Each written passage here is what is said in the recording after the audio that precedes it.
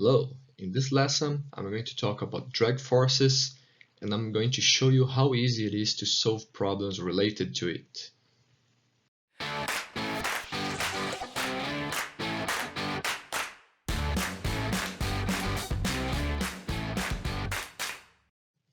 Alright, so what is the drag force? Well, drag force is the force of drag on an object when it's moving in a fluid. Okay, so this is very important. So we always when you have an object that's moved in a fluid, we have the drag force. So it needs to be moving and inside a fluid. Okay. Another thing that's important to notice is that this force here always opposes the motion of the object. All right.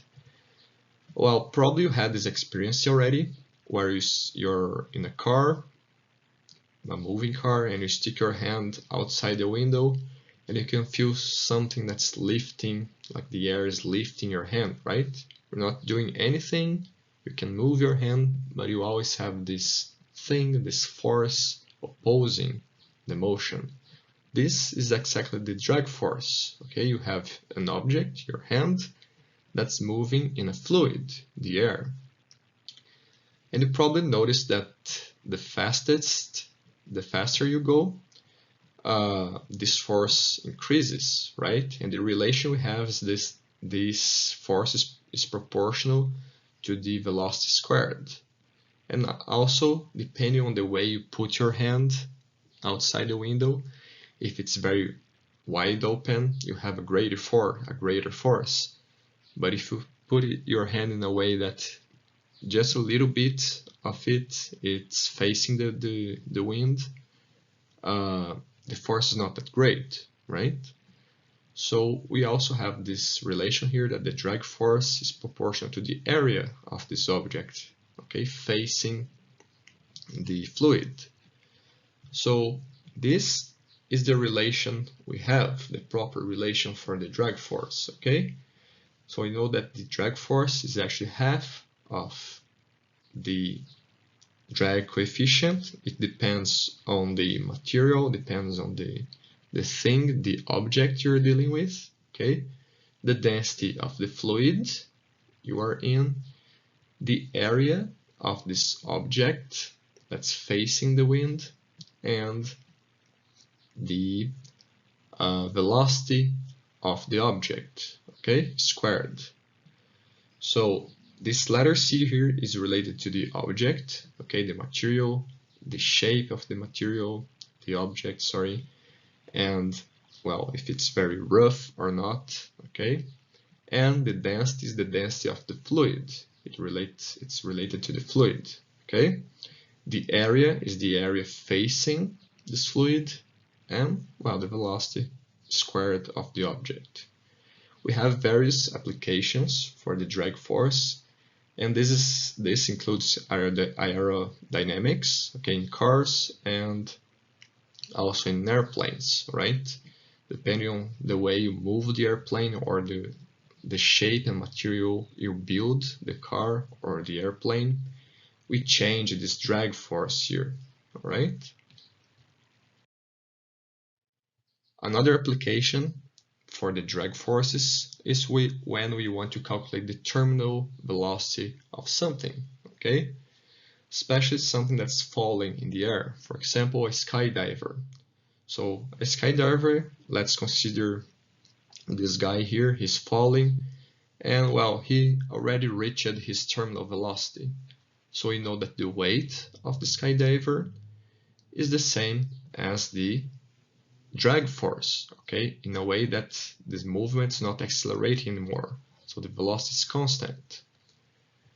Okay, so how do we calculate this terminal velocity? Well, as I told you, the net force is 0, right, because both forces here has the same value, right, but in opposed directions.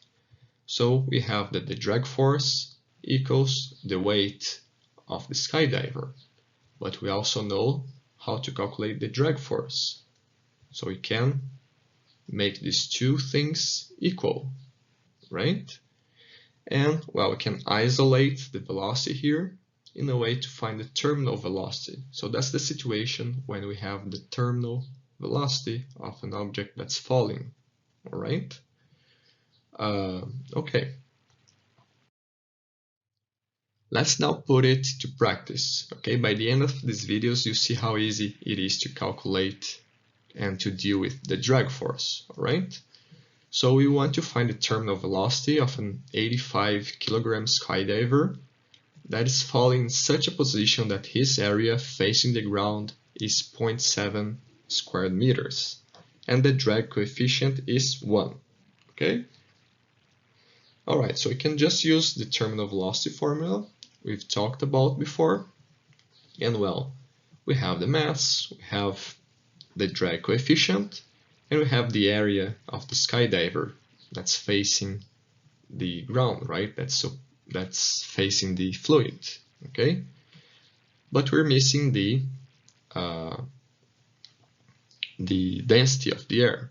All this density of such fluids you can find in several tables, in books, and across the internet, all right? In general, for a certain temperature, okay, it changes according to the temperature and pressure of the fluid, okay? But for the air, normal conditions, we have this value here, 1.21. So the terminal velocity of the skydiver is 44 meters per second. Okay, but what happens if we change the position of the skydiver, all right? So that's what I want you to think about. So what happens actually if we decrease the mass of the skydiver, all right?